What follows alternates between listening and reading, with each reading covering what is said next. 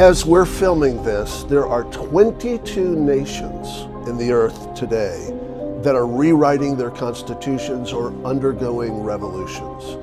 There is this impulse in the modern man, driven by ideology rather than by settled principle, that the best way to move forward is to tear down the old conventions and to start afresh.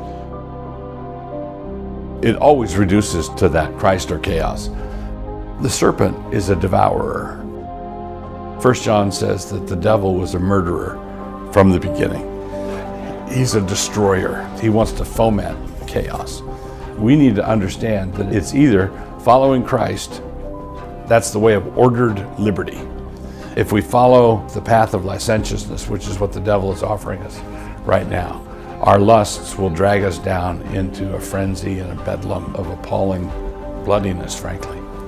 Why is the rule of Jesus in the world today good news? Not just for me in terms of my salvation, but why is his rule good news? Well, it's good news because Jesus is God.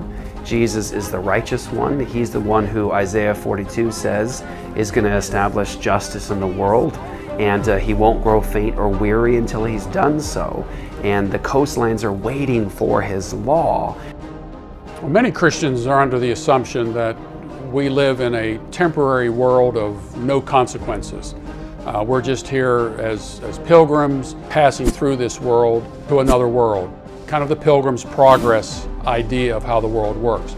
Now, there is some truth in that. We're temporary beings. We're going to die one of these days. But the question you have to ask is then, why would God have created us in the first place, and why would God have put us in this world if this world doesn't count for anything? I mean, this is where God put us. I think postmillennialism has moved beyond sort of a theology about the millennium. I think in a good way it's been hijacked by people who are just saying, we're just going to get things done. I think it's fine to let the pagans do what they're doing. I think it's great. I think the Bible shows us, let them run and go first.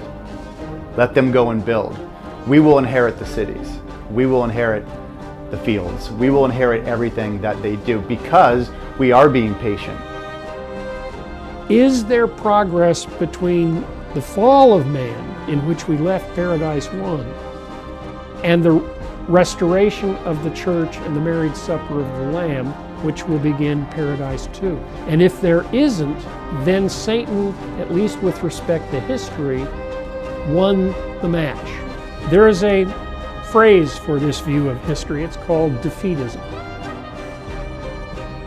If you say that the church will fail, inevitably fail, must fail prophetically, that's the premillennial view, that's the amillennial view, then why is that not pessimistic with respect to the effect of the gospel in history? We're constantly pushing back the curse in all directions at all times, and that is a Christian view of progress.